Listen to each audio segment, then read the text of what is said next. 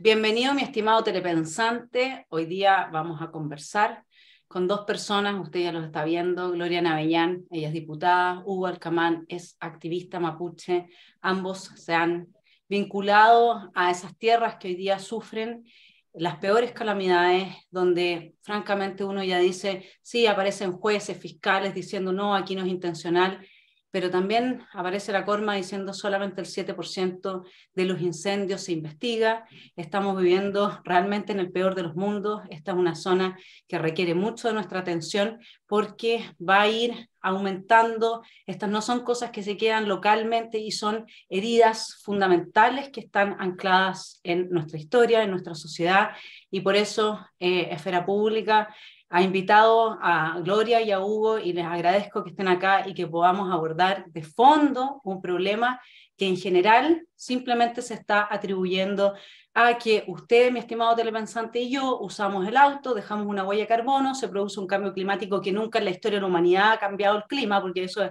una cosa increíble, y entonces como en forma espontánea se van generando focos de incendio, ¿no es cierto?, porque usted usa el auto y yo también, este cambio climático en distintos lugares, justo en esta zona de conflicto. Realmente es de orates cómo se está abordando en la prensa tradicional en general el asunto. Así es que gracias Hugo, gracias Gloria por aceptar esta invitación a conversar sobre lo que está pasando en la zona macro zona sur, con todos estos incendios que nos tienen tan preocupados y que vuelve a repetirse la historia un poco de 2017, pero ahora con algunas notas distintas. Partimos con Hugo, dejemos a él que es minoría aquí, ¿no es cierto, Gloria? Para que nos cuente un poco cómo está viendo él la situación, cómo analiza Hugo la autoridad, la respuesta de la autoridad, quién es responsable, y si compartes también la tesis del simple cambio climático, que por supuesto puede ser que empeore ciertas condiciones o las ponga mejor para ciertos objetivos, o tú ves algo distinto. ¿Cómo, Hugo, tú comienzas con el análisis?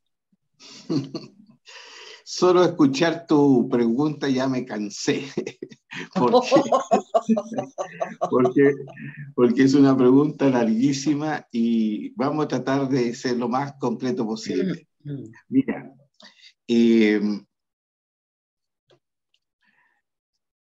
tanto Gloria como yo y tú, creo que pertenecemos a distintas fuentes, ¿no?, que ayudan a comprender este problema, o que debiéramos ayudar a comprender este problema. Nosotros siempre hemos planteado que hay tres caminos que uno puede seguir. Dentro de la institucionalidad, que en este caso lo tiene Gloria. Gloria se ha metido dentro del Estado, ¿no es cierto?, para combatir lo que a ella le parece que está mal. Tú, Vanessa, y yo lo hacemos desde la sociedad civil, ¿ya? No estamos dentro del Estado, lo hacemos dentro de la sociedad civil. Y hay otros que lo hacen definitivamente fuera de la sociedad civil, fuera del Estado, ¿no es cierto? Se van por fuera. Que ese camino yo no se lo recomiendo a nadie, porque indudablemente es marginarse, ¿no?, y es jugar con reglas propias. De un lado y de otro lado. En este caso, por ejemplo, la coordinadora de Arauco Mayeco, o coordinadora de comunidades de Arauco Mayeco, CAM, ellos se definieron hace muchos años ir por fuera, fuera de la institucionalidad, fuera de la sociedad civil, ¿no es cierto?, y desde ahí golpean. Pero también, y espero que no aparezcan grupos del otro lado extremo, ¿no es cierto?, que también se quieran ir por fuera. Justamente por eso fue una de las razones por qué fui rostro del rechazo, ¿no?, de los pueblos originarios. Fue una decisión difícil, porque tantos años luchando por instalar nuestros derechos, ejercitar estos derechos que ya están reconocidos por la comunidad internacional, donde Chile es parte, pero si hoy día se hubiese aceptado esa propuesta de constitución, hoy día definitivamente el sur de Chile, y quizás no el sur de Chile, yo creo que todo Chile estaría en un Far West, ¿ya? Es decir, estaríamos a los balazos, tomando postura uno y defendiéndose otros. y no solamente entre indígenas y no indígenas, sino que también entre los propios indígenas, entre los propios pueblos originarios. En este caso los mapuches, ¿cierto? Estaríamos sufriendo el matonaje que ya conocemos de algunos líderes, de algunos dirigentes, ¿cierto? Que inmediatamente se habrían querido imponer sobre nosotros mismos. Sí, estaríamos, como dijiste recién, Vanessa, ahí sí que estaríamos en el peor de los mundos. Así que creo que todavía no estamos en el peor de los mundos. Estuvimos a punto de estar en el peor de los mundos, ¿ya? Bueno, yo trato en lo personal de no normalizar la violencia que tenemos en el sur. Y eso es un esfuerzo psicológico enorme. Y por eso he decidido no entrar al Estado y ser candidato a nada, porque creo que desde la sociedad civil, como un simple ciudadano, tengo cierta vocería que me permite, ¿no es cierto?, tener menos desconfianzas. Yo entiendo y valoro a los que entran al Estado a pelear por dentro, ¿no? Pero la ciudadanía está muy desconfiada. Entonces, de mí también desconfían, ¿ah? Que busca, que persigue. Pero bueno, pero como no estoy en nada, creo que en algo de confianza puedo dar y desde ahí transmitir este mensaje. Ahora, la violencia que tenemos en el sur es inaceptable. Pero es tan enredado esta cosa, Vanessa, que la verdad de las cosas es que es difícil conversarla en un par de minutos, pero de todas maneras, aquí hay mucho interés de todas partes, porque esta violencia trae consigo, y aquí yo me caracterizo y no tengo la fuerza de Gloria, pero me caracterizo también por lo mismo, no ser eufemístico y decir las cosas como las creo, ¿no? Y no ser políticamente correcto. Pero aquí hay ganancia de todas partes, ¿ya? Y hay pérdida de todas partes. Y con esto, inmediatamente las autoridades de gobierno, llámense alcaldes o autoridades regionales, inmediatamente piden más recursos al Estado central para resolver este problema. Pero esos recursos que piden, en realidad lo hemos visto a lo largo de los años, son para fortalecer su mandato y poder reelegirse. ¿Ah? Entonces hay un negocio ahí y yo cuestiono porque los alcaldes no van a la solución del problema, van a pedir recursos, empiezan a inaugurar y luego se postulan de nuevo. Entonces hay una cosa perversa en toda esta situación. También tenemos empresarios, agricultores, mapuche, que también hacen su negocio dentro de todo este enredo. El problema está en que, y esto lo digo con conocimiento de causa, yo soy ingeniero comercial, que el asistencialismo que se ha instalado en la región de la Araucanía es tan feroz como ninguna parte de Chile. Yo he tenido la oportunidad de vivir en distintas partes de Chile y la gente cada día quiere menos trabajar y más recibir del Estado sin formalizarse como emprendedor, sin estudiar, solamente por un supuesto derecho a recibir. Yo, la verdad, las cosas veo con mucho pesimismo que si se levantara esta violencia, hemos quedado tan en el suelo como emprendedores, como gente de iniciativa, ¿no es cierto?, para emprender o querer estudiar, que no sé si nuestra región de la Araucanía podrá levantarse en los próximos 30, 40 años. Es decir, si hoy día terminara la violencia, yo creo que la Araucanía queda aún en el suelo y le va a costar mucho, mucho levantarse. Por lo tanto, toda esta violencia que existe, que a algunos beneficia en el corto plazo, porque a nadie va a beneficiar en el largo plazo, esta violencia además trae mucho dolor y mucho mal. Nuestros jóvenes se van, yo como mapuche puedo señalarlo, nuestros jóvenes talentosos se van. ¿Quiénes quedan en las comunidades? Las comunidades quedan los ancianos, los discapacitados y la gente que por una u otra razón no tuvo la capacidad de estudiar. Estoy hablando capacidad, no oportunidad, que es diferente, ¿no? A buen entendedor, buenas palabras. Entonces, finalmente, entrar a las comunidades de aquí a 20, 30 años más va a ser muy, muy de terror, me atrevo a decir yo, porque nuestra gente buena se está yendo de las comunidades.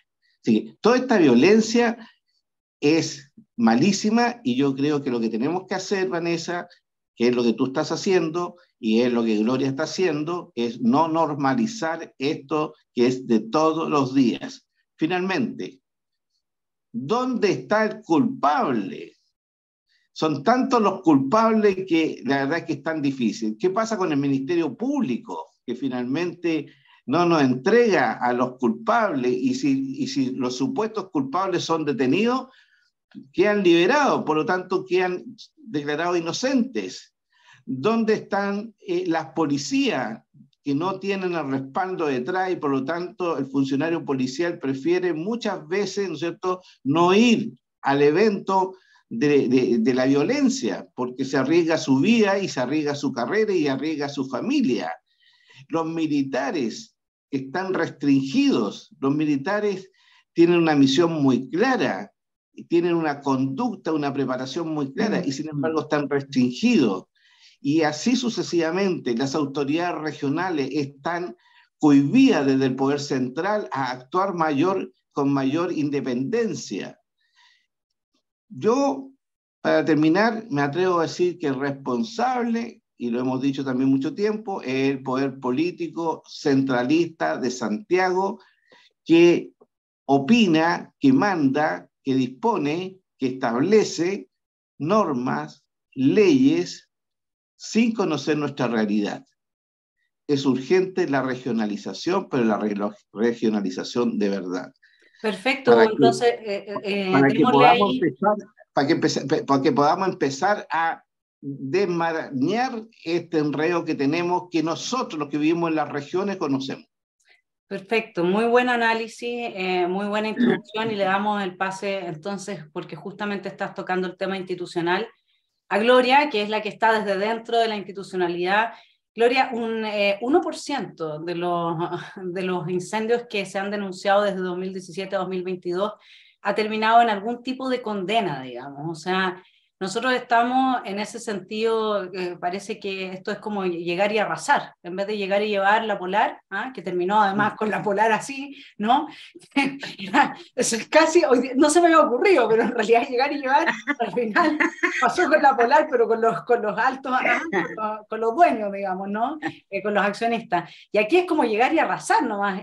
¿Cómo está el tema institucional? ¿Qué es lo que se ha avanzado en el Congreso? ¿No se pueden aumentar las penas para quienes sean sorprendidos incendiando?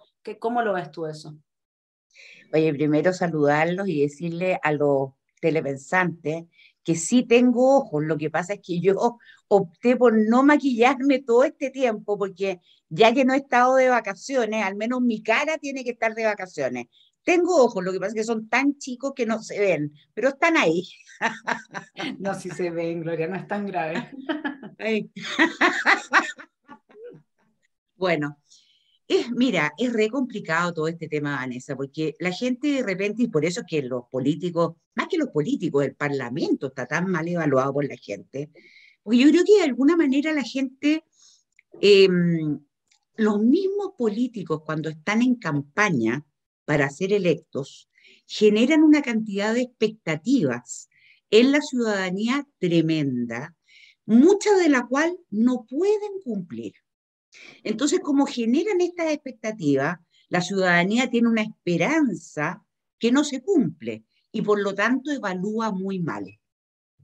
Aparte del hecho de que en realidad esa cuestión es el templo de la perdición y que tú veis que se ponen de acuerdo unos con otros y que de repente tú juráis que van a aprobar algo y se ponen de acuerdo porque políticamente no les conviene, entonces votan en contra. Eso también pasa, eso también es un asco, reconozcámoslo. Pero yo creo que hay un tema de expectativa. Y la verdad, la realidad, es que tú en el Congreso lo que puedes hacer es poco, si es que no tienes el apoyo del Ejecutivo. Porque si el Ejecutivo no le pone urgencia a un proyecto de ley, ese proyecto de ley es tan largo el proceso que tiene que seguir y depende tanto de la voluntad del presidente de la comisión que lo ponga en tabla, que la verdad puede demorarse años. Entonces, para mí, el ejemplo más claro de la falencia que tenemos en este minuto respecto de las urgencias de la zona desde el punto de vista legislativo es el proyecto de ley de usurpación. ¿Por qué? Porque este proyecto de ley se presentó por un par de senadores, entre otros Carmen Gloria Aravena, que es muy amiga mía, hace harto rato. Lleva por lo menos 2 años durmiendo en la Comisión de Seguridad. La Comisión de Seguridad, el año pasado, estaba presidida por José Miguel Insulza. Y dentro de esa comisión estaba el senador Huenchumilla, el senador Quintana, bueno, el senador Insulza, el senador Van Rieselberghe, y el quinto no me acuerdo quién es. Pero para el caso da lo mismo, porque José Miguel Insulza no quiso poner en tabla este proyecto nunca. Y las veces que lo puso en tabla, lo puso el último de la lista, por lo tanto nunca alcanzaban a verlo.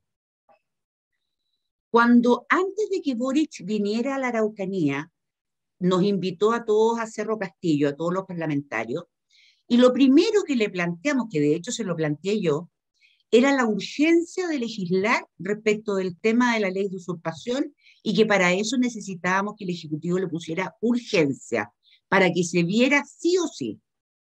Quedamos en que lo iban a revisar las indicaciones del gobierno y las indicaciones que estaban presentando los senadores, el senador José García Ruminó y el senador Quintana. Pasó el tiempo, nosotros con la esperanza de que esto se viera antes del término del año, y el Ejecutivo se comprometió, creo que era el primer lunes o segundo lunes de enero, a ponerle urgencia al proyecto, a ingresar las indicaciones y ponerle urgencia para que esto se viera en la comisión, de ahí pasar a la sala del Senado, una vez aprobado pasar a la sala de la Cámara, porque el proceso es así. Pero vino todo el tema de los nuevos constituyentes, pues, y las urgencias políticas, tanto de los parlamentarios, muchos de ellos, como del gobierno, cambiaron. Entonces no hubo tiempo y el Ejecutivo jamás ingresó las indicaciones. Y ahí sigue durmiendo con la esperanza de que ahora en marzo se retome. Así funciona el Congreso, así de lento es el proceso, así de asqueroso es el proceso, porque al final del día, las cosas que son importantes para la ciudadanía se demoran mucho más de lo que deben demorarse. ¿Por qué pongo el ejemplo de la ley de usurpación? Porque Hugo sabe, al igual que yo, que uno de los grandes problemas que tenemos, sobre todo en la zona de Malleco y en la zona de la provincia de Arauco, son las usurpaciones de predios. Violentas y no violentas, porque la verdad que al final si alguien se mete a tu casa, aunque no rompa nada, igual es violento para uno. Pero la ley distingue entre violento y no violento. ¿Por qué digo esto?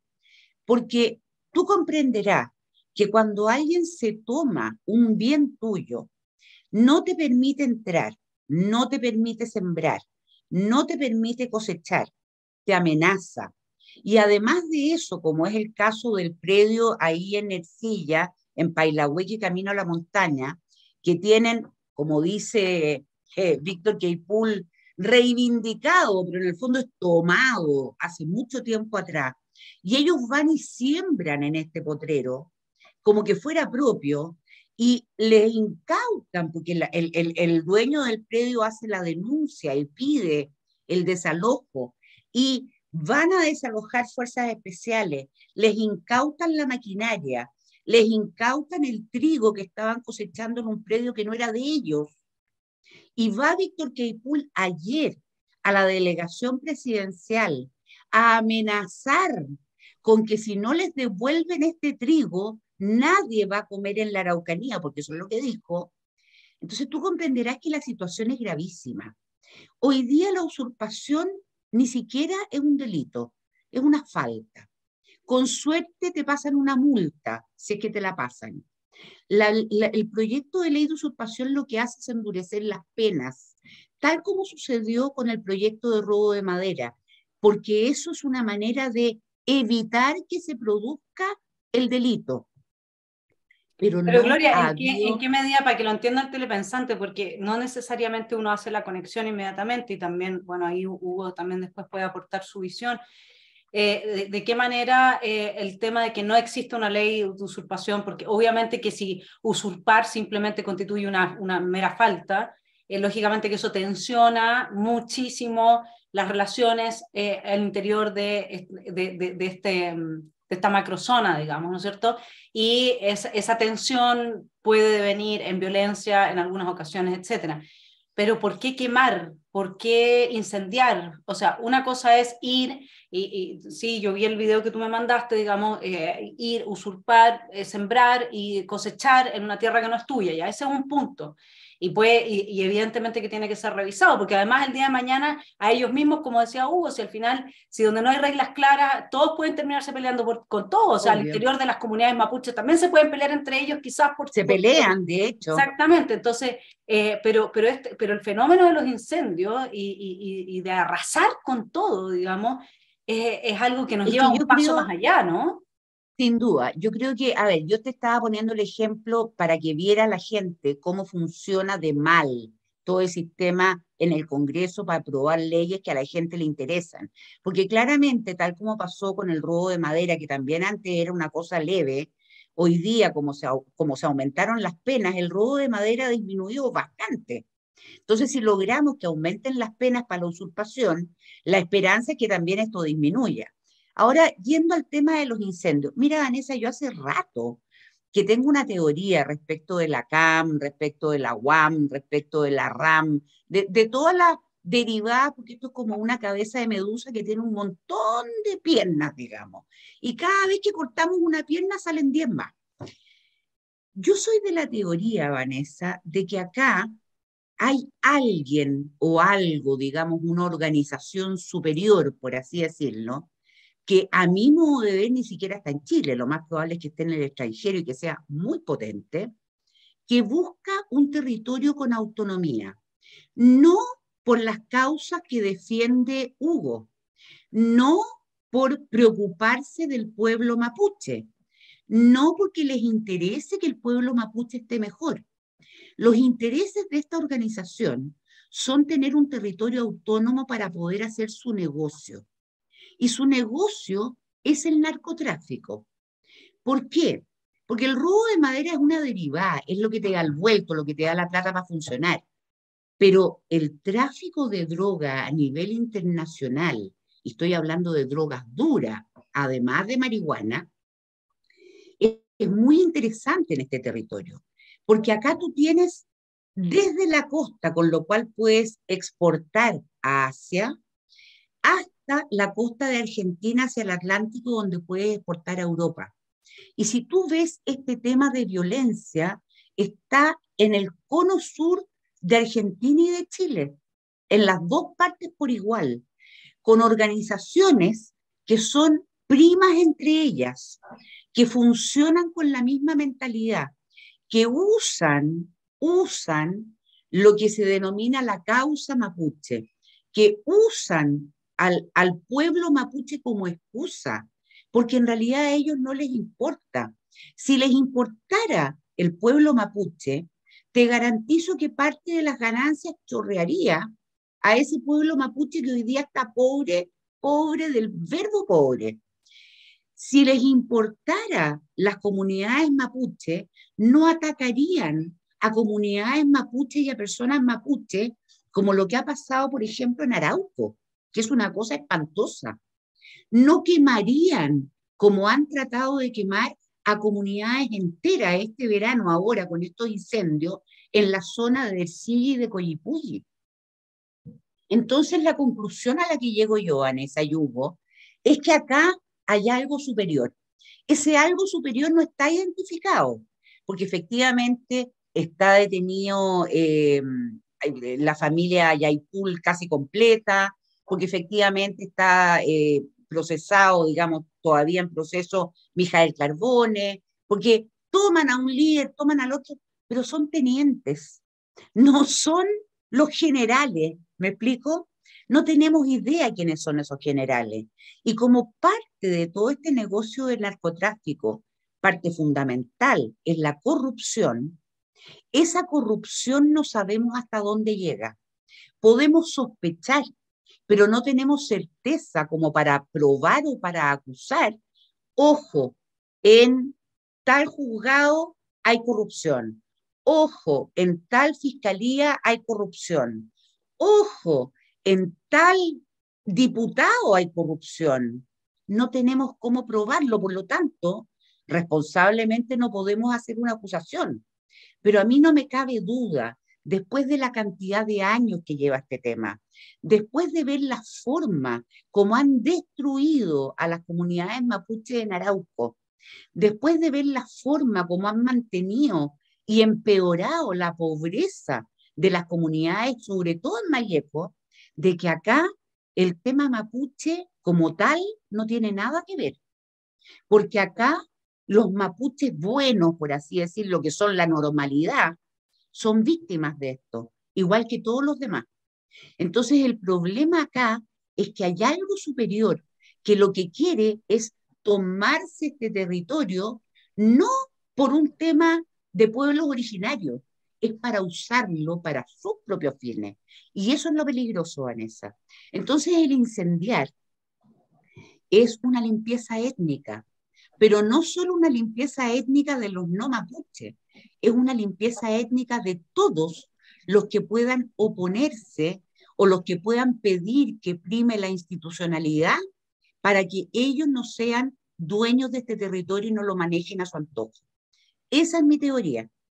No sé si Hugo pensará lo mismo. ¿Qué te parece, Hugo, esa teoría? Y en parte también, cómo aquí yo voy a, junto con que le des el feedback a Gloria respecto a esa teoría, a mí me encantaría también, Hugo, tú como activista de esta, lo que se ha llamado como la causa mapuche, yo diría del pueblo mapuche, ¿no es cierto? Eh, yo también crecí en la zona, así que también me considero de la Araucanía, viví toda mi vida allá, ¿no es cierto? Y uno sabe que son muy libertarios, o sea, cada comunidad tiene su espíritu, por eso mismo tampoco les gustaba esto uno ve los resultados en el rechazo y los que mayoritariamente votaron en proporción en la población en contra de este proyecto que les ofrecía el paraíso, fueron justamente los mapuches. Entonces, de verdad, hay un espíritu muy potente de fuerza, de empuje, a pesar de que algunos se están yendo, como tú dices, de las nuevas generaciones, pero también el día de mañana pueden volver y pueden ayudar a quienes han quedado. Yo me pregunto siempre, ¿quién puede hablar por este pueblo? Porque en el fondo son comunidades muy distintas también y es muy difícil una representación. Ese principio es muy difícil y eso hace también compleja la posibilidad de avanzar en soluciones que como pueblo mapuche cada uno de sus miembros sienta, bueno, esto sí efectivamente nos ayuda a todos o avanza a todos. Entonces, por una parte, la respuesta a Gloria y por otra parte, ¿cómo ves tú como activista, como persona que estás vinculado con las distintas comunidades, la posibilidad de unir una voz? Porque sabes que a mí lo que dice Gloria me hace mucho sentido por los correos que se encontraron en el computador de Raúl Reyes, que era el segundo a cargo de la FARC, entre el Partido Comunista y la FARC, justamente para el entrenamiento, ¿no es cierto? O sea, esta teoría que tiene Gloria también tiene algunas pruebas empíricas que nos pueden mostrar que sí hay cierta conexión con una red de narcotráfico internacional. Pero yo me sentiría, la verdad, siendo mapuche, que se use mi dolor, que se use lo que yo he vivido, mis esperanzas, en pos de avanzar un monstruo como es el narcotráfico internacional y narcoterrorismo, porque al final están los dos de la mano, es como una doble afrenta, no sé si me explico, es aún peor Peor. que simplemente estar ahí y ser dañado por todo esto, que no lo digo simplemente, o sea, las imágenes son dramáticas, la gente quemada, todo es horrible todo esto, pero como mapuche, que se use la causa, mis anhelos, mi dolor, para avanzar esto, me parece que ese sí es un tema mayor. No sé cómo lo ves Es tú. un insulto tremendo. Sí. Mira, aquí podríamos hacer un programa de estos tipo saga, ¿no? para para ir explicando punto por punto, porque cada punto es un temazo. Eh, yo creo que la mirada que tiene Gloria es más bien una mirada de un efecto, más que la mirada de la causa. La causa es indudablemente que a partir del año 89, 1989, en el mundo, ¿cierto?, se reconoce que los pueblos originarios tenemos derecho a tener nuestras propias visiones y ritmos de desarrollo. Y eso lo señala por primera vez en la historia, a nivel planetario, el convenio 169 de la OIT. La Organización Internacional del Trabajo, que no tiene nada que ver con el tema indígena, porque es, ¿no es cierto?, una institución que une a los trabajadores, a los empleadores y a los estados. Y esto nace posterior, ¿no es cierto?, a la revolución industrial, donde el mundo avanza tecnológicamente, pero las condiciones de los trabajadores quedaron atrás. En el año 59, después de la OIT nace el año 19, ¿no es cierto?, 1919, en el año 59 los expertos señalan que los trabajadores en peores condiciones en el mundo son los trabajadores rurales, y dentro de los trabajadores rurales son los trabajadores rurales indígenas. Entonces, ¿cuál es la propuesta o cuál es la resolución?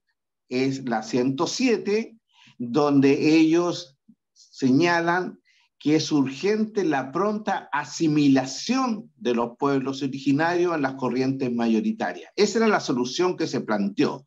Y vino entonces una violenta arremetida de los estados en contra de los pueblos originarios en esta buena intención. Si lo terrible de esto es que el mal siempre se disfraza de bien, ¿ah? Entonces hay que tener mucho cuidado.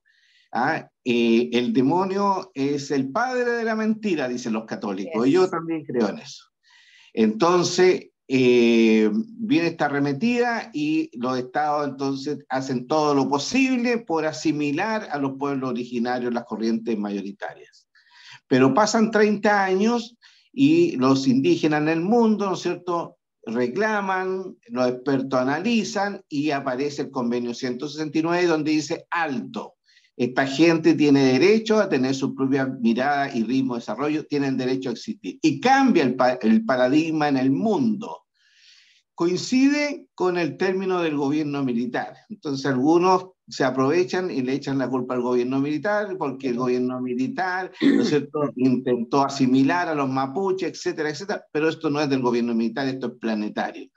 Bueno, y luego, ¿no es cierto?, en el año 2007, las Naciones Unidas sacan la Declaración de los Derechos Indígenas. Entonces, mucha gente que estará escuchando dirá, bueno, ¿y cuáles son esos derechos indígenas? Vaya a internet, busque la Declaración 107, son 46 artículos, y ahí están todos los derechos nuestros. Y luego, el año 2016, los estados americanos afinaron un poco la puntería.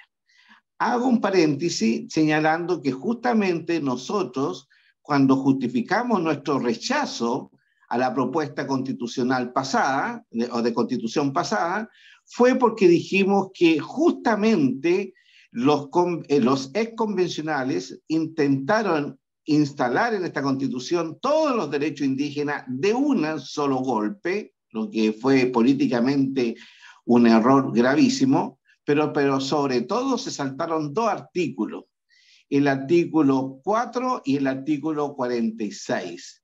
El artículo 4, ¿qué dice?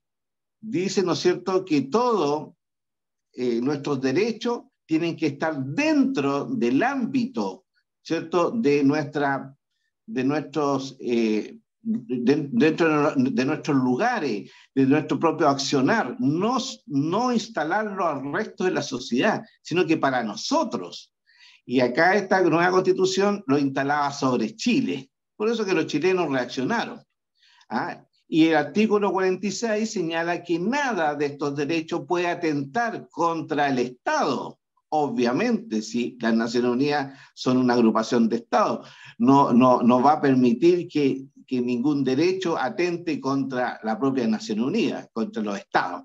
Entonces, fueron así de simples, dos artículos que se saltaron, ¿no es cierto? Y que definitivamente nos obligaron a nosotros a decir no podemos porque aquí va a quedar, ¿no es cierto? Se va a generar un problema gravísimo. Eso por un lado. Por otro lado, y aquí quiero ser categórico, aquí hay una lucha que ya tiene más de, ya vamos para los 200 años, 150 años o más, que es 200 años, que es el marxismo. Si el marxismo está vivo, hay que entenderlo. Y el marxismo se ha inventado y reinventado varias veces ante todos los fracasos que ha tenido en el mundo. El marxismo no ha podido ser exitoso en ninguna parte, entonces se reinventan una y otra vez. Y yo no soy experto, Vanessa, me da la impresión que tú eres mucho con más conocimiento al respecto que yo, pero según lo que yo conozco, habrían 6 reinvenciones importantes y la última es el neomarxismo, que nace justamente con la caída del muro de Berlín, ¿no es cierto? También por allá por el año 89, ¿cierto? Y este neomarxismo ataca ahora a través de las identidades. Es identitario. Y ahí aparecemos nosotros, aparecen las mujeres, aparecen las diversidades sexuales y aparecen todas estas identidades, y dentro de estas identidades aparecemos los indígenas, lo que se llama el etnomarxismo. Ese es el fondo del tema, etnomarxismo. Si los personajes pasan, pero la ideología es la que está instalada. Y este etnomarxismo o este marxismo está luchando contra la civilización cristiana. Eso es lo que no pueden entender. Yo soy un convencido, y lo digo permanentemente, los mapuches no votamos por la derecha, ni votamos por la izquierda, el mapuche común y corriente me refiero. Lo que pasa es que la cosmovisión mapuche tiene más cercanía, tiene más sintonía, tiene más encuentro con el cristianismo que con el marxismo. Por eso que no ha podido, a pesar que llevamos 30 años donde la izquierda ha tratado de hacernos marxistas. La ley indígena es una ley marxista. Nadie se dio cuenta, nadie le interesa. Si ahí está también el otro problema. El problema es que Chile no se interesa por saber de nosotros, no se interesa por conocernos, no se interesa por enseñarle a los niños quiénes somos los mapuches. Estamos ahí y a nadie le interesa. Entonces, con nosotros hacen lo que quieren. Y ahí está la ley indígena que es claramente marxista. Y todo el mundo la asume sin darse cuenta. Al punto, mi querida Vanessa, que tú acabas de hablar, que las comunidades son independientes. Vanessa, nosotros no vivimos en comunidades. Exacto. Eso es un invento de la ley indígena. Nosotros somos familia. Somos familia. Cada familia se manda sola. Así de simple. Y esta ley indígena nos obliga a vivir en comunidades, nos asimila la ley de junta de vecinos, nos nombra un presidente, un secretario, fácil de cooptar, porque a este presidente que es representante legal es por donde se canalizan las ayudas sociales, ¿no es cierto? Y por eso que nos han cooptado, pero a pesar de estos 30 años de instalación etnomarxista, el pueblo general, el pueblo de a pie, donde yo pertenezco, porque yo vivo en comunidad, no nos han logrado transformar, pero sí a la élite mapuche.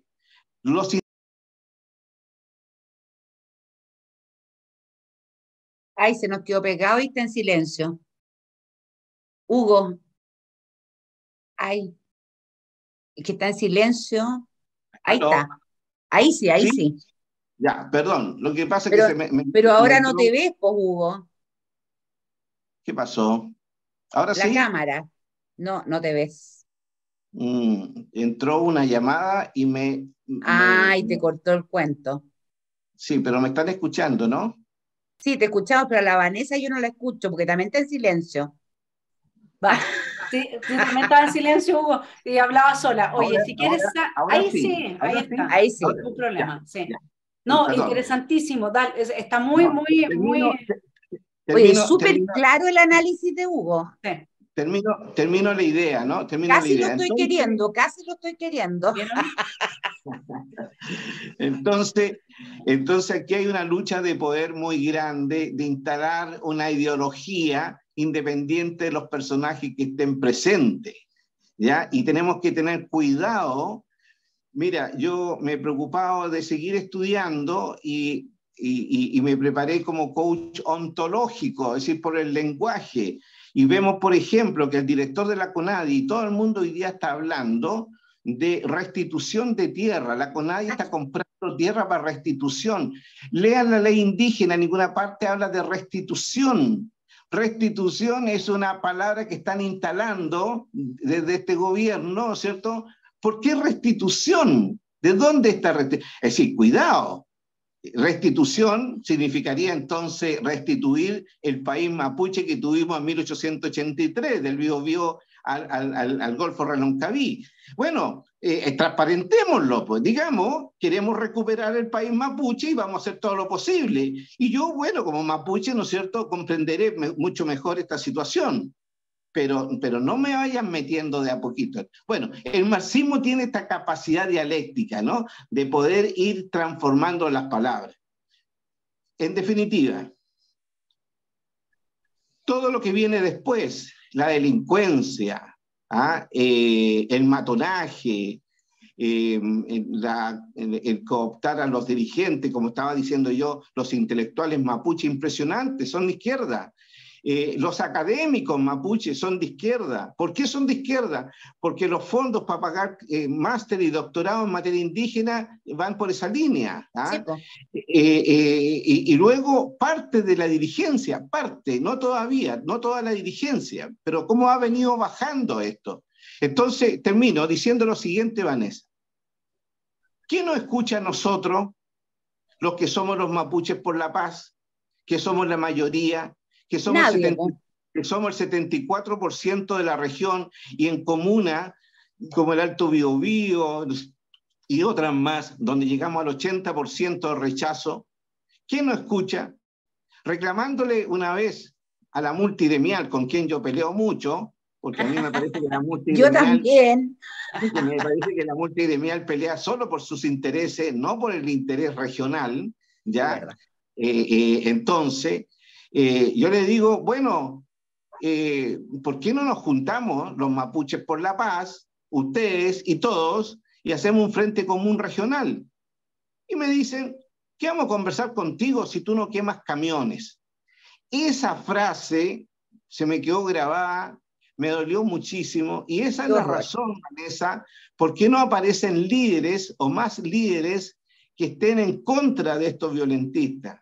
Porque no quemamos camiones, y como no quemamos camiones, no nos escuchan. No nos escuchó Piñera 1, no nos escuchó Piñera 2, ¿ya? En alguna medida debo reconocer a Chadwick, Andrés Chadwick, que sí hizo un apoyo para que aparezcan estos líderes, ¿no es cierto?, que estamos por la paz, que queremos reivindicar nuestros justos derechos como indígenas, no queremos desaparecer como pueblo, tenemos una cosmovisión que puede aportar a Chile. Nosotros no estamos por andar pidiéndole a Chile que nos dé todo, sino que queremos aportar a Chile, ¿cierto? Sobre todo no queremos desaparecer, pero sin pasar a llevar a Chile, porque además nosotros somos chilenos, pues, si yo soy chileno, y yo disfruto ser chileno, yo puedo ir a trabajar de Arica a Punta Arenas o a la Antártica y nadie me dice nada, y puedo desarrollarme y puedo, ¿no es cierto?, hacer que mi familia crezca y tenga prosperidad. Chile es un país magnífico. Entonces, cuidado con este etnomarxismo que nos enseña que tenemos discriminación, que tenemos racismo. Oye, termino con lo siguiente comentario estoy seguro, Vanessa, que a ti te han discriminado por ser Rusia, ¿no? Porque en este país se discrimina a todo el mundo, porque ser Y a mí por pelado. ser gorda, no, si así es, po, si es verdad. Entonces, pero Chile es un país magnífico dentro de sus defectos, es un país maravilloso, donde cualquiera puede ascender.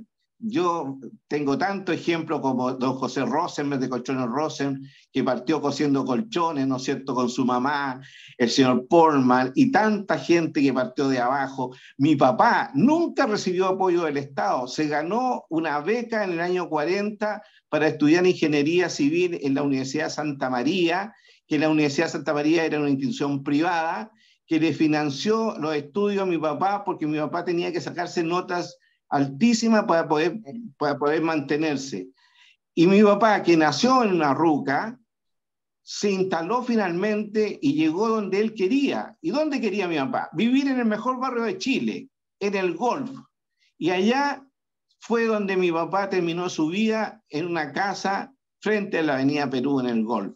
Es decir, Imagínate. En Chile se puede. A mí no me vengan a decir que no se puede. Entonces, estos discursos de racismo, discriminación, etc., existe para todos. En Chile, y lo veo en mi abuelo, lo veo en mi papá, lo veo en mi vida, etcétera, lo veo en mis amigos, el que agacha la cabeza, trabaja duro, estudia, inevitablemente le va bien. Si a alguien que ha trabajado duro, que ha estudiado, que ha sido una persona correcta, le ha ido mal, me gustaría que me escribiera para conocer su caso. Pero yo creo que Chile es un país maravilloso. Entonces, no nos merecemos esto de estar peleando, esto de estar en disputa, porque finalmente lo que se instaló, producto del neomarxismo, es la delincuencia feroz. Y como dijo Gloria, toda causa que ataca a la propia gente que dice defender, que en este caso nos están atacando a nosotros. Tenemos el caso de Pilquimán, un dirigente UDI de la provincia de Arauco, de Tirúa, hoy día se está recuperando a duras penas porque le asesinaron a la mamá, la justiciaron a su vista, delante de él, a un hijo lo balearon y a él le volaron una rodilla y un cuarto de cerebro, que está aprendiendo a hablar incluso este hombre. Entonces, cualquier causa que ataca a su propia gente pierde legitimidad jurídica, moral, ética, todo. Es cuanto puedo informar a Usía. No, Hugo, realmente has abierto la posibilidad. Me encanta el análisis de Hugo, le encuentro tanta razón. Se agradece. Y yo, en el fondo, si hay algo que agregar por específicamente el tema de los incendios, a ver, nosotros sabemos que acá hay intencionalidad, se está diciendo de parte de las forestales también, nosotros mismos lo sabemos, en 2017 fue igual. Yo sufro mucho con esto, porque también uno tiene sensibilidad con el entorno, con la naturaleza, con los animalitos, con todo, y con la gente que difícilmente se recupera toda su vida de un trauma como este que le queda. Pero yo aquí, solamente para avanzar un poco, qué es lo que podría en el margen, dentro de todo esto que tú planteaste, Hugo, que son problemas de raíz, si uno quiere, en el margen avanzarse para contener desde un Estado que hoy día en la macrozona está fallido, o sea, eso lo sabemos. Y ahí preguntarle a Gloria, ¿cuántos años de prisión tiene una persona que... Perdón, Vanessa, disculpa, solamente para decir que el Estado en la Araucanía no está fallido, el Estado marxismo está exitoso. Así que aclaremos eso, son 30 años, 8 años o 24 años, ¿no?, de gobiernos de izquierda, 8 años de gobiernos de derecha débiles, ignorantes con respecto a nosotros. En sí, es un Estado exitoso en la instalación del etnomarxismo. Así es. Se agradece la aclaración y además la comparto. Y entonces, en lo que refiere a mirar desde esta perspectiva los incendios, desde la perspectiva de que avanza este Estado etnomarxista, uno se pregunta, bueno, una persona que si yo voy y le quemo todo su predio, digamos, quemo todo Temucuicui, les quito todo, hoy día parece que no pasa nada, o sea, Parece que Nada. no, O sea, es que de partida además cuando son tomados detenidos, como ha habido ahora casos de personas que han sido detenidas en Maule, en distintas partes por provocar incendios, llega el fiscal, presenta el caso en la justicia y en la gran mayoría de los casos los tipos se van para su casa. O se van porque tenían problemas mentales o simplemente porque fue casual. Entonces al final no hay ningún castigo, pero mira, yo quería retomar un poco lo que dijo Hugo porque es muy interesante. Yo creo que parte de toda esta instalación neomarxista es la destrucción de lo existente para desde ahí ellos apoderarse.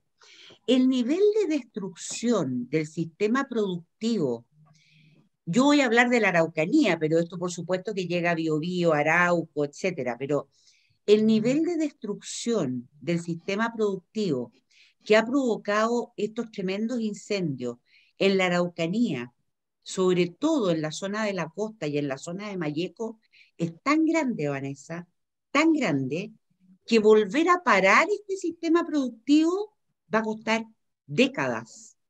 Ahora, ¿eso qué significa? Pero mira tú, ¿qué es lo que busca este gobierno? Porque yo aquí voy a hablar clarito. Este gobierno busca, de alguna manera, ser el papá Estado del cual depende todo. Una de las cosas que he escuchado en estos días y que me preocupan tremendamente es que para levantar el sistema productivo, de alguna manera, sea el Estado el que determine qué se hace y dónde. Eso es marxista 100%. 100%, no hay por dónde equivocarse. Yo, esta semana estuvo acá el ministro de Economía, Nicolás Grau.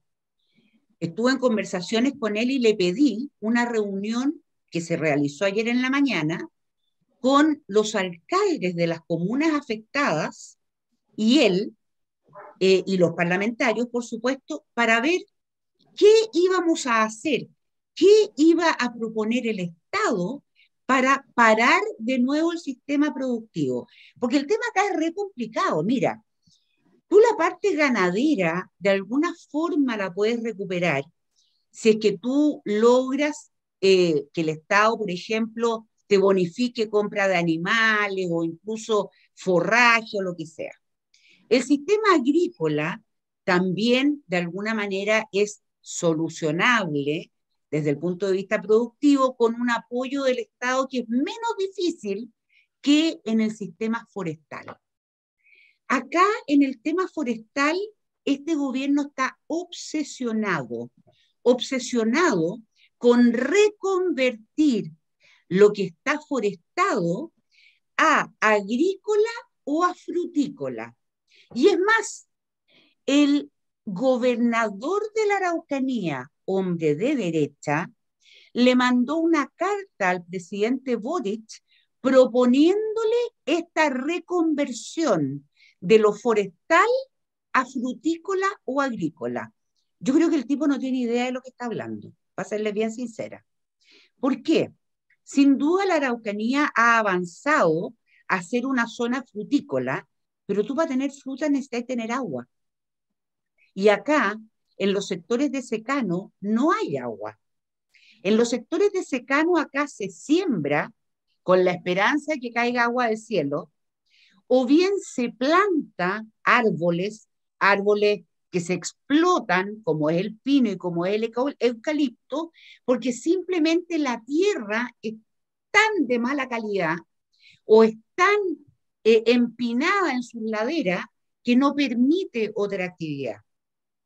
Gracias a la actividad forestal tenemos casas en Chile, porque la madera se usa, entre otras muchas cosas, para hacer casas. Tenemos un déficit habitacional no menor en Chile.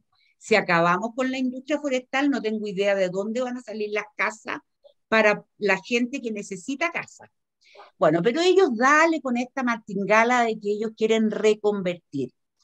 Cuando tú tienes un gobierno que te empieza a hablar de reconversión, tú corres un tremendo riesgo de que ese gobierno determine qué haces y dónde lo haces y cómo lo haces. Y eso es caer en manos de un Estado padre que por un lado mantiene gente en base a bonos, en base a programas de trabajo, en base a todo esto que hablaba Hugo que piden los alcaldes, para mantenerte pobre, ni siquiera digno, pero para darte las lucas necesarias para que tú sobrevivas. O bien, tú tienes un sistema productivo manejado por el Estado. Y al final del día, mira cuánta verdad hay en lo que dice Hugo, porque ese es el riesgo que estamos corriendo hoy. Más aún, la mayoría de los empresarios forestales, no estoy hablando de las grandes empresas como Mininco, como Arauco, no, yo estoy hablando de familias que tienen bosques, como las familias en Galvarino, en el sector de la Colonia, como las familias en el sector de Capitán Pastén y de Lumaco, terrenos que no tienen más alternativa que ser plantados. Gente de 70, 75 años. ¿Tú crees que después de sufrir el incendio del 2017 y ahora este incendio tremendo que arrasó con todo, porque ir a Galvarino te dan ganas de ponerte a llorar, ¿tú crees que esa gente quiere volver a plantar? Un eucalipto tú no lo puedes cosechar antes de los 12, 14 años. Un pino se demora 23, 25 años. ¿Tú crees que una persona con lo que tiene que invertir con 75 años va a querer plantar? Entonces, ¿sabes lo que pasa? Lo que pasa es que el riesgo que tenemos que todas esas personas, Vanessa, quieren vender. Y el único poder de compra que existe en estas zonas, adivina, buen adivinador, Conadi. Y Conadi, con el discurso de que ellos están restituyendo, tal como decía Hugo, ávido por comprar. Entonces vamos a destruir todo el sistema productivo que había en buena parte de la provincia de Malleco, porque estas personas que son agricultores y que son emprendedores desde el punto de vista forestal y que han dado empleo y que han generado un Producto Interno Bruto de esta región, que a lo mejor es bajo, pero es el que tenemos, van a ser destruidos y vamos a caer en manos del manejo de un gobierno marxista como este. Y eso es lo más grave que puede pasarnos. Y nadie, ningún político de partido político, ninguno de los parlamentarios que están por la nueva constitución, nadie está preocupado de esto. No, por supuesto, sí, el tema pasa esencialmente por la responsabilidad política. En Chile nadie es responsable de nada, o sea, nadie quiere poner el cascabel al gato y esto va a seguir avanzando y va a seguirse empeorando y el asunto tiene que ver con que francamente el diseño institucional parece incluso promover, como dice Hugo, si aquí tenemos un Estado exitoso etnomarxista, lo cual además, ¿sabes qué? En el fondo es el principio del fin de la identidad del pueblo mapuche, porque el marxismo no acepta identidades. El marxismo lo que puede ser que en este momento esté usando la identidad, pero el marxismo lo que promueve es un ser humano que no tiene nada en particular más que ser un miembro de la especie. Entonces, esa es la idea fundante del marxismo, que tú no seas parte de una clase social, que no tengas una identidad cultural, que todo tiene que ser arrasado, digamos, ¿no? Porque la utopía nos lleva a la total igualdad y una identidad como la que tienen las familias mapuche es una identidad que te desiguala.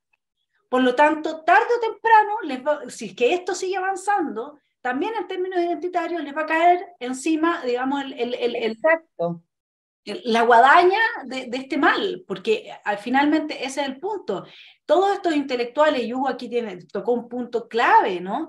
O sea, esto también pasa en términos de derecha o izquierda. Anda a ver en las universidades quiénes son en general los que acceden a cargos, puestos de profesores, etc. Son personas que publican en revistas indexadas. ¿Y qué es lo que te publica en una revista indexada? Normalmente cosas de extrema izquierda. Si tú quieres plantear ideas republicanas, liberales, o que salgan de esa estructura, no te publican. Entonces, si no tienes publicaciones, lo que te va a pasar es que no te van a contratar, luego todos son educados en este contexto, y los únicos oasis que nos van quedando son este tipo de espacios como Esfera Pública y algunos otros, que no son muchos, digamos, pero que notablemente sí hemos hecho una diferencia. Bueno, hemos cumplido el tiempo, Hugo, te dije que era 1 hora, yo sé que tú tienes hartos compromisos, Gloria también, los dejo que cada uno haga sus comentarios finales, seguro que Hugo también se quedó como reflexiona bastante, con algunas cosas que decir, y vamos cerrando entonces esta muy interesante conversación, que es como decía Hugo muy bien, es como para hacer una saga, podríamos ir capítulo por capítulo, Claro. y también analizar esto de la ley indígena desde la perspectiva que nos has aportado, Hugo, sería muy interesante, así que creo que los telepensantes van a querer que hagamos esta reunión nuevamente y sigamos avanzando en la saga. Nos vamos a proponer juntarnos más a menudo, si les parece bien. Los dejo a ustedes con la última palabra para que cerremos esta muy interesante conversación, que yo les agradezco de todo corazón, porque realmente aprendí mucho de los dos. Don Hugo, dele nomás. Creo que a esta hora el internet está fallando, ¿no? Sí, se está quedando Pero te pegado. escuchamos y te vemos bien. Ya. Bueno, sí, estoy viendo que el internet ya a esta hora parece que hay mucho público, entonces cuesta. Vamos a tener que hacer el programa en otra hora donde no tengamos problemas. Sí, lo que dijo, solamente para terminar lo que dijo Gloria, lo comparto plenamente. La gente no se da cuenta cómo el estatismo avanza. Ya tenemos un 20 y tanto por ciento, y vamos al 30% de crecimiento del Estado. Por tanto, el gobernador de la provincia fue instalado en ese puesto, desgraciadamente. Rivas no es un joven debidamente preparado, y claro, está asumiendo posturas que nos están llevando a ese estatismo que lo dije antes muy, muy claramente, a ese asistencialismo feroz que nos está matando y que nos va a matar por muchas décadas, yo creo, porque ha logrado en 30 años cambiar la mentalidad de la gente, volver a reinstalar la mentalidad antigua, colona de nuestra gente, mapuche y no mapuche, porque los mapuches también fuimos colonos, también tuvimos que instalarnos, ¿no es cierto?, y desarrollarnos en las reducciones, que no eran las reducciones originales, no eran nuestros territorios originales. Entonces, no sé cuánto vamos a sobrevivir de esta situación. Entonces, para terminar, solamente señalar que acá tenemos que estar muy alerta. Hay una guerra, yo no quiero ser alarmista, de civilización. El marxismo quiere destruir la civilización cristiana para instalarse ello. El obstáculo es la civilización cristiana. Así que estamos en una lucha al respecto, y el plebiscito del 4 de septiembre demostró que los mapuches estamos más cerca, ya lo dije antes, de los principios valóricos, de las virtudes cristianas, que de la maldad marxista. Me van a perdonar este lenguaje un tanto duro, pero creo que ahí está el meollo de nuestro problema. Chaltumay, muchas gracias. Gracias, Hugo. Gloria, mira, la verdad es que yo creo que esta conversación ha sido tremendamente enriquecedora y demuestra que al final del día esta supuesta rivalidad o supuesta diferencia tan grande entre personas como Hugo o personas como yo, como tú, Vanessa, no existe. Porque pensamos igual respecto de por qué está pasando esto. Y es más, yo creo que estamos igual de decididos a enfrentarlo. Cada uno a lo mejor desde su tribuna, cada uno a lo mejor con su forma, pero tenemos claro quién es el enemigo. El problema que tenemos es que este enemigo es como una serpiente. Es un enemigo que se oculta, que aparece, que se oculta, que aparece, que te engaña, que te anestesia. Y ese enemigo es el más peligroso de todos. Porque mira tú cómo ha penetrado, tal como dice Hugo, en la juventud. Mira tú Hugo, sin ir más lejos, ¿cuántos cabros mapuche, y no mapuche, pero muchos mapuche, por décadas han ido a estudiar a Cuba? Y no solamente han ido a estudiar una profesión, les han lavado el cerebro y han vuelto a Chile y se han aliado a estas huestes que se supone que son tan la élite que dice Hugo, ¿te fijas o no? Los que tienen el discurso, y tú los escuchas hablar y hablan todos igual. Perdón, Gloria, no te vayas tan lejos. Ya dije, por eso que no estoy en un puesto político, porque me habrían echado, ¿no? Por eso prefiero estar en la sociedad civil. Pero han ido a estudiar los jóvenes mapuche a la UFRO y a la Universidad Católica de Temuco, donde Exacto. ahí el marxismo está instalado hasta el día de hoy. Totalmente, totalmente. Entonces, la verdad es que esto ha sido un trabajo, mira, si tienen, hay que reconocerles que los tipos tienen paciencia, los tipos tienen método, los tipos se ponen una meta, y por los tipos me refiero a los marxistas, ¿no? Se ponen una meta, pero se organizan de modo tal de lograr su meta, a diferencia nuestra que somos reactivos. Nosotros no hemos sido capaces de planificar, Vanessa. Acá no hay, lo conversaba el otro día con un gran amigo mío, Patricio Phillips, y me decía, pero Gloria, aquí no existe, por ejemplo, ¿dónde hay un programa para enfrentar el tema de las ISAPRES? No existe. Estamos reaccionando. ¿Dónde hay un programa para enfrentar el tema de las pensiones? No existe. Estamos reaccionando. Ellos tienen todo planificado, ellos han dado el tiempo, la plata, el gobierno, todo para poder ir penetrando a la sociedad por décadas, Vanessa, con gobiernos débiles como los gobiernos de Piñera en cuanto a este tema. Y resulta que acá se han apoderado de la mente de nuestra juventud y usan a esa juventud en contra de nosotros mismos. Entonces acá lo que tenemos que entender, tal como dice Hugo, es que sí estamos en guerra. No estamos en guerra con los mapuches, no estamos en guerra con las personas que, no sé, tienen una identidad sexual distinta, o con las personas que promueven a las mujeres, o con las personas que defienden a los animales. No estamos en guerra con ellos, estamos en guerra contra lo que está usando todas esas identidades para destruirnos desde dentro.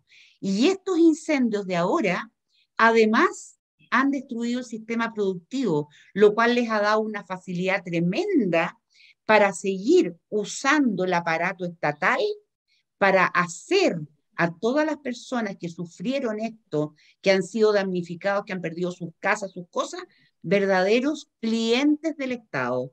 Y ahí, de verdad, esto se va a transformar en una guerra a muerte, porque hay personas como Hugo, como yo y probablemente como tú, que vamos a seguir denunciando esto, que vamos a seguir defendiendo nuestros valores, porque sabemos que si nos destruyen nuestra identidad como país, como Chile, nosotros nos transformamos en un polo marxista para el mundo. Absolutamente. Solo quiero cerrar invitando a los miembros de la derecha, a la gente que reflexiona, a la multigremial, a quienes, digamos, son parte del negocio forestal, etcétera, a unir fuerzas no con la gente violenta, porque lo que dijo Hugo ahí, a ver, este tema de no tener un plan y al mismo tiempo de negarse a conversar justamente con quienes no son violentos, con quienes no queman camiones, con quienes no están en eso, son dos caras del mismo monstruo de la derecha. La derecha reacciona solamente por miedo. Y no tiene, ¿por qué no tiene planes? Porque a la gente con meritocracia, del mundo de las humanidades, no le dan mucho espacio, porque el mundo de las humanidades lo tienen para personas que, todo es un tema del pituto ahí. No hay... Perdón, Vanessa, y ojo, la derecha se ha transformado en cómplice Sí, del neomarxismo. pero eso es porque si tú actúas desde el miedo, que es la reacción, y no es la acción y la propuesta de soluciones, etcétera, tú actúas en el fondo desde la genuflexión. Y al que anda de rodillas es re fácil agarrarlo de la cabeza y llevarlo donde tú quieras. Eso es lo que pasa. Y no hay planes, ¿por qué? Porque hay un problema de soberbia. Es decir, yo no te oigo, ¿no? Pues ¿quién eres tú para venir a decirme cómo se van a hacer las cosas? Y eso es muy típico de la derecha, a diferencia de la izquierda que dicen ya, urdamos un plan juntos, planteemos un objetivo y vamos para allá. Son más colectivistas. Entonces, pero acá no tenemos a individuos fuertes, como tipo Ayn Rand lo diría, así como todos, ¿no es cierto?, aportando lo mejor, o desde Nietzsche, un Übermensch. No, acá lo que tenemos es gente genuflexa, que no es capaz de darle un espacio a quienes le pueden hacer sombra, porque no son meritocráticos. Ellos dicen defender la meritocracia, pero si tú vas a quienes de la derecha ocupan alguna posición, etcétera, en general, no son las personas meritocráticas, no son los que, piensa tú, no sé, Centro de Estudios Públicos, yo lo veo cuando me llama la atención, fui toda mi vida a Centro de Estudios Públicos, que se supone que es más o menos de centro, y al intelectual más exitoso que hay en este país, que lleva un año con su libro, primero en venta, que es mi hermano, perdona que sea tan de cerca el ejemplo, pero nunca lo han convidado a dar una charla. No, porque es un enemigo de ellos, pues. O sea, ese es el nivel. Es una amenaza, Vanessa, Axel es una amenaza. Ese es el nivel, y como evidentemente, y uno lo ve, o sea, finalmente no somos capaces de unir fuerzas, y lo que dijo Hugo es muy potente, que acá efectivamente solamente se reacciona frente al miedo de que te tiren la piedra, te quemen el camión, te hagan la protesta, no sé qué. Eso es lo que hace que la derecha reaccione. Nosotros tenemos gente muy inteligente que puede pensar propuestas. Ya lo vimos con Hugo, porque primero que todo, para presentar una propuesta hay que tener claro el diagnóstico, ¿no es cierto? Obvio. Entonces, porque además tenemos ese otro problema, no nos gusta ver los diagnósticos, no metamos la cabeza bajo la arena y sigamos pensando que el cambio climático es lo que está sucediendo.